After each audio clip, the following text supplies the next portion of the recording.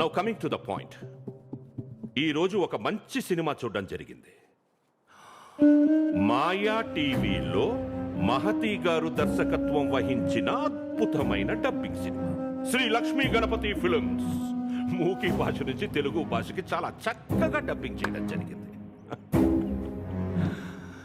ఆవిడ తానా అనింది, ఈయన గారు తందానా. ఇదేదో డాక్టరు జోక్ రాస్తే మెడికల్ షాప్ ఒక్కడే నవ్వాడట అన్నట్టుంది వ్యవహారం. గుడ్ జాబ్ మహతి గారు. డబ్బింగ్ లో మీకు మంచి ఫ్యూచర్ ఉంది. My blessings are always with you. చెవులకు వినిపించింది నమ్మనప్పుడు కళ్ళతో చూసేదైనా నమ్మాలి యువర్ ఆనర్. ఆ వీడియో చూస్తే మీకే నిజం కనబడుతుంది యువర్ ఆనర్. అండ్ ఇంకో విషయం యువర్ ఆనర్, వశిష్ఠ గారిలో మంచి కమెడియన్ ఉన్నారు. సౌండ్ ఎఫెక్ట్లు లేకుండా కూడా చాలా బాగా నవ్విస్తున్నారు. బా కమెడియన్ గా మంచి ఫ్యూచర్ ఉంది sir.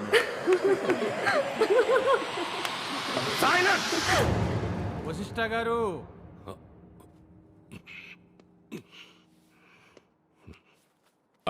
I'm sorry, Your Honor.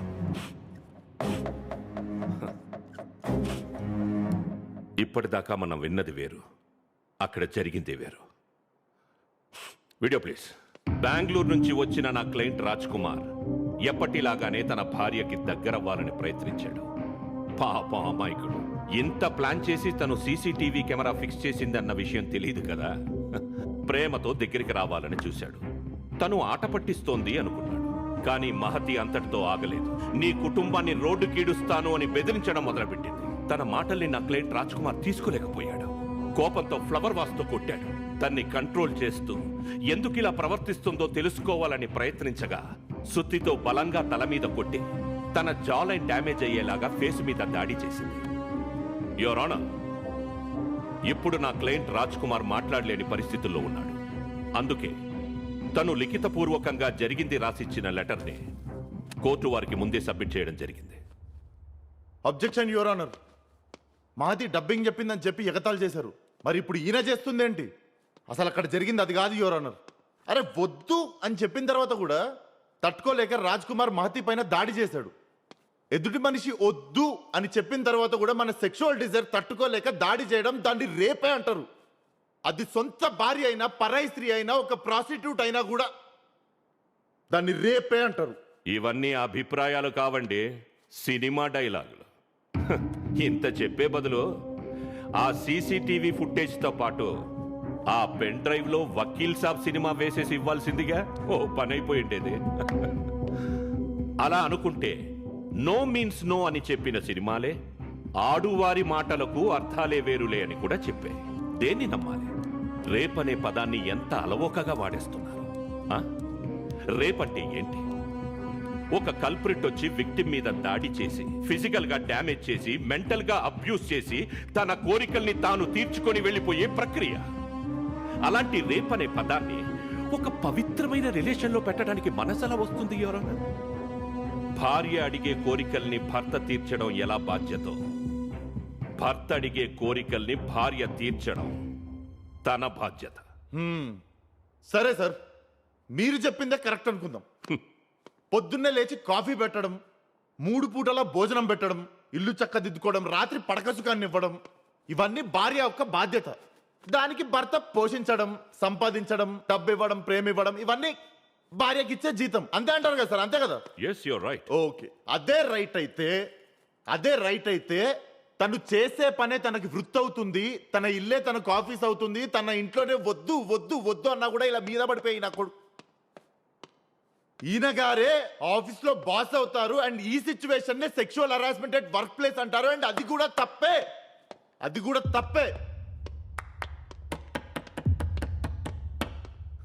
Sir గారికి మతి పోయినట్టుంది. తను దేని గురించి వాదిస్తున్నాడో తనకే క్లారిటీ లేదు. ఏదో ఒక విధంగా నా క్లయింట్ రాజ్ కుమార్ని అరెస్ట్ చేయించాలనే తపన కనిపిస్తోంది తప్ప నాకైతే లాజిక్ కనబడ్డం లేదు. అబ్జెక్షన్. కూర్చోవయ్యా. Objection overruled. Mister Vasishta, you continue. Thank you your honour. Your honour, డబ్బు, సెక్స్ ప్రపంచంలో ప్రతి వ్యక్తికి కావాలి. కానీ వాటి గురించి తపన పడితే మాత్రం నీచంగా చూస్తుంది సమాజం. అలా బలైపోయిన వాళ్లలో ఒకరే నా క్లయింట్ రాజ్ కుమార్. ఇందులో ఫస్ట్ కల్ప్రిట్ సోషల్ మీడియా. దాని ఊపందుకున్నాకే మొదలైంది దరిద్రం. పోస్టు పెట్టే ప్రతి వాడు లాయరే, కమెంట్ పెట్టే ప్రతి వాడు జడ్జే, ప్రతి ఇల్లు ఒక కోర్టే. ఫేమస్ అవడమైతే చిటికలో పని. వీడియోలు టిక్టాకులతో ఆపేస్తే బాగుండేది. కానీ మగాళ్ళని ఎదవల్ని చెయ్యడం, మొగుళ్ళని రేపిస్టులను చెయ్యడం చాలా కామన్ అయిపోయింది. కోర్టు దాకా వచ్చే పనులన్నీ ఒక్క ట్వీట్తో అయిపోతున్నాయి. యువర్ ఆనర్, ఇంతకు ముందు మనం ఎన్ని సో కాల్డ్ మ్యారిటల్ రేప్ కేసులు విన్నాం? తక్కువ. ఎందుకంటే వైవాహిక బంధానికి మన జనరేషన్ వాళ్ళు ఇచ్చే వాల్యూ అలాంటిది. అది వాల్యూ కాదు సార్, భయమంటారు దాన్ని.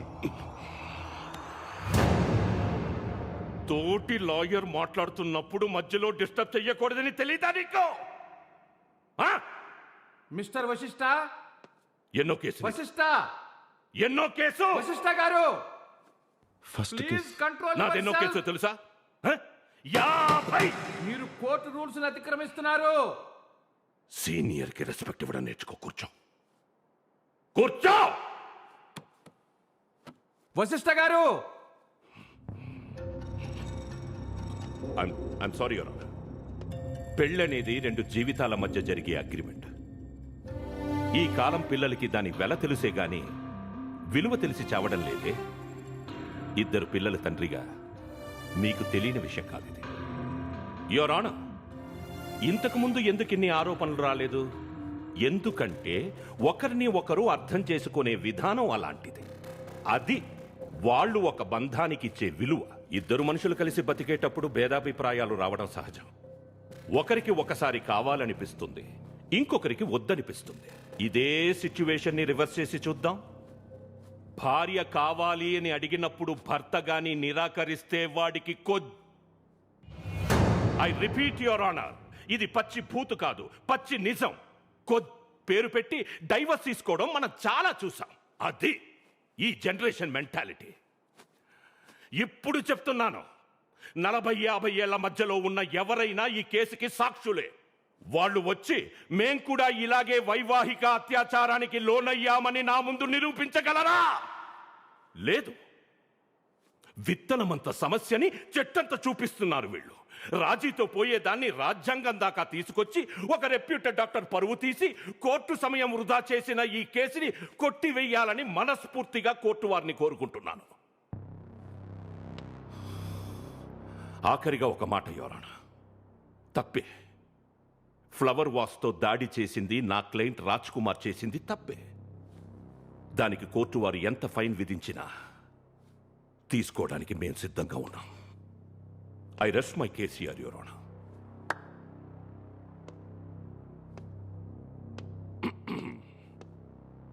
మిస్టర్ విశ్వ, మీరేమన్నా చెప్పాలనుకుంటున్నారా?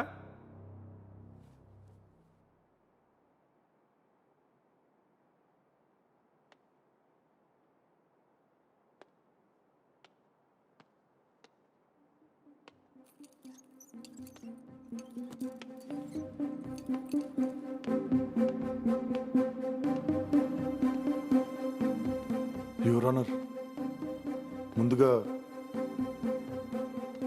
ఇంటరప్ట్ చేసినందుకు అందరి ముందు మీకు ఎక్స్ట్రీమ్లీ సారీ సార్.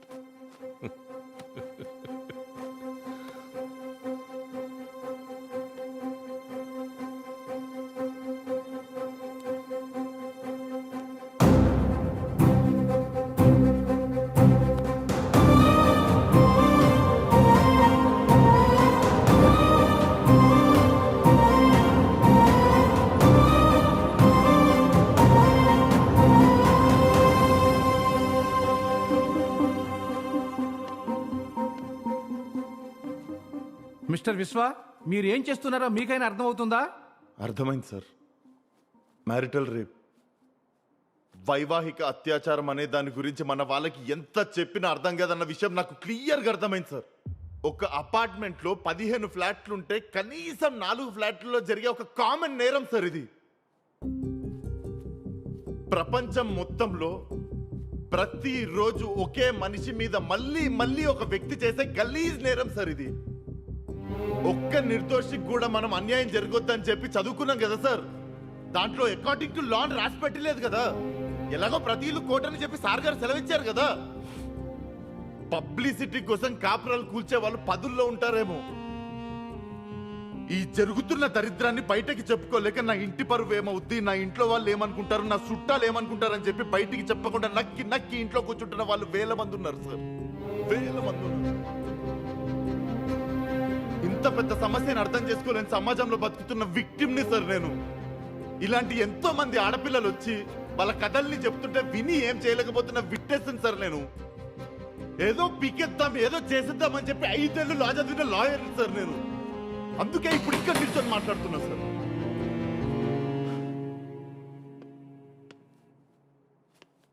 ఎన్ని నెలలు టార్చర్ పెట్టిండు సార్ మహతిన్ వాడు. పూజ గదిలో ఉంటే వదలలేదు, పీరియడ్స్ ఉంటే వదలలేదు, సంఖ్యలు కట్టేసి రేప్ చేస్తుంటే ఆ అమ్మాయి కొంచెం ధైర్యం తెచ్చుకొని కోర్టు వరకు వస్తే ఫ్లవర్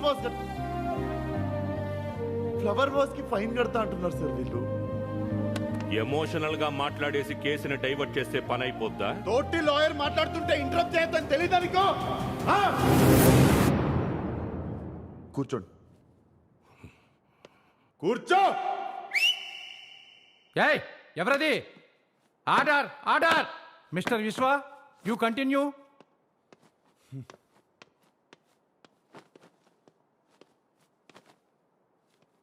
యువర్ ఆనర్, ఈరోజు కోర్టు చరిత్రలో ఎప్పుడు జరగంది ఒకటి జరిగింది యువర్ ఆనర్. ఎవరిని ఇంట్రోగేట్ చేయలేదు. ఒక జరిగిన క్రైమ్కి జడ్జితో సహా 50 మంది సాక్ష్యం ఇక్కడే ఉన్నారు. ఒక లాయర్ బోన్లో నించొని మాట్లాడాడు. ఇంకా ఎన్ని రోజులు ఈ కోర్టు చరిత్రలో ఎప్పుడు ఇది జరగలేదు అని మాట్లాడతాం యువర్ ఆనర్. మీరే ఒక ప్రెసిడెంట్ సెట్ చేయండి. ఎంతో మంది నలిగిపోతున్న వాళ్ళకి ఒక హోప్ ఇవ్వండి. దీనికెవడు శిక్ష చేస్తారులే అనుకునే ప్రతి ఒక్కొక్కడికి ఒక భయాన్ని ఇవ్వండి యువర్ ఆనర్. కోర్టు గెలుపు మెట్లెక్కొచ్చిన ఓ మంచోడిని గెలిపించడంలో లేదు, ఇంట్లో కూర్చున్న చెడ్డోడికి కూడా భయాన్ని పుట్టించడంలో ఉంది.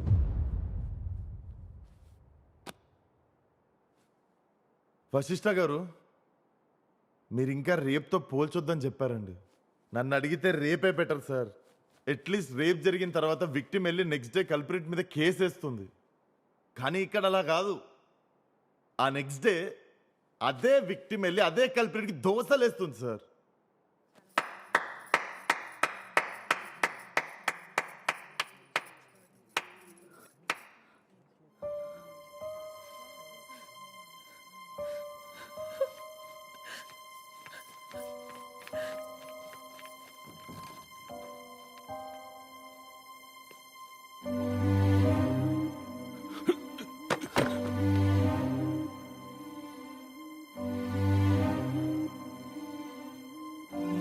The judgment will be passed in the next hearing. Thank you your honour.